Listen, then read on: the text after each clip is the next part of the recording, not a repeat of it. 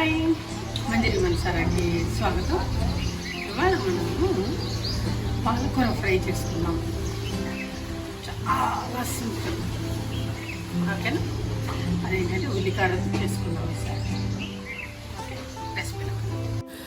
ఇప్పుడు ఒక fry pan పెట్టుకొని అందులో ఫస్ట్ కొంచెము కచ్చపచ్చగా దంచిన గార్లిక్ వేసుకొని దానిలో పోపు దినుసులు గింజలు నానొచ్చు, ఎండుమిర్చి, కరివేపాకు, రెగ్యులర్ పోపులాగే అదంతా వేసుకొని ఏం చేయలేదు. పాలకూరని ఒక 5-6 కట్టలు ఉంటాయి, కొంచెం గట్టిగా వాష్ చేసుకోవాలి. ఇసుకుంటుంది ఇందులో.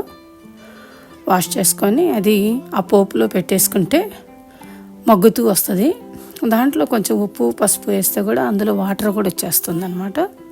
చాలా దగ్గరగా అవుతుంది, వేయటానికి అంత కనిపిస్తుంది కానీ చాలా సింపుల్గా ఉంటుంది. ఇదేంటంటే ఆనియన్ కచ్చా పచ్చాగా దంచాను, ఏమి వేయలేదు అందులో.